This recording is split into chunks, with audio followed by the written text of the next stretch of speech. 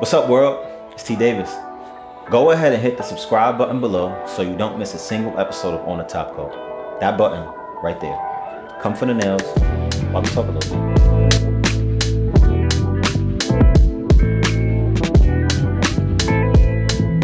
As you're on your mission, right? As that what you're setting out to do, what you're not setting out to do, what you're doing. How do you get an individual or a woman to say, hey, this is where it started? Like, you have to, like, you gotta go to this place. Like, I know it hurts, but how does those conversations go? Like, how do they begin to digest what you're saying? Because most people don't know that something's wrong. No. Right? No. How do you sniff that out? How do you? I go back. Okay.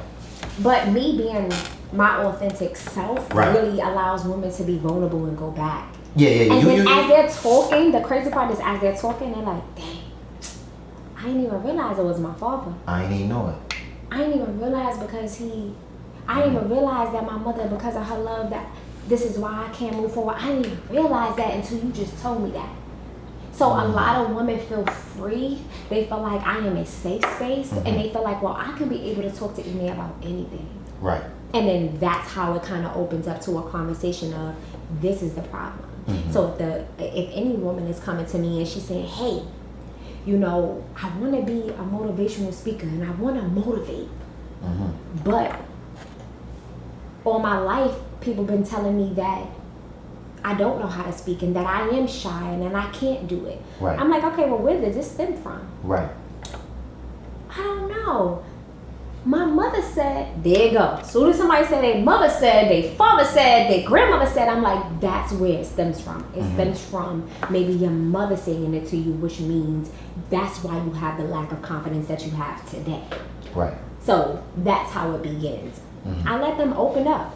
I'll allow them to see, like, this is a safe space that you can be able to share anything with me. Right. But at the end of the day, we're going to get down to the nitty gritty of going back. So, yeah. And you get them to open up and understand and say, hey, listen, this is where the root cause of it. And I can only meet you so far is that you're willing to let me take you. Right. Right? So when they start to digest it, how do you encourage them to continue the journey? Because the initial start of it is hard enough. And then when they actually get on the path, they're like, I don't know. Like, I don't know if I could, like, because it hurts. Yes. And this is why they keep the doors closed so much. So how do you continue to encourage them to say, listen, I got you. I ain't gonna bring you this far to leave you. How does that go? How do you convince them? I just feel like just being your authentic self and just letting them know, like, I am here. Right. Right? Like, I'm here with you. Like, it's okay. You got an issue, call me. Right. Like, that's all right. Okay, what happened? All right, so, you know, you got to take this step. You know, you got to do this. Like, I just give them that safe space. And, of course, just being authentically me. Some people never had love before in their life. Very true. Yeah. Never had love before in their life. So sometimes people don't even know how to receive me. Can I say that? Yeah. It's like, oh, well, this is what that feel like? I never had this before. Like, nobody ever said this to me before. Like, this is what it feels like? And I'm like, yes, this is what love feels like.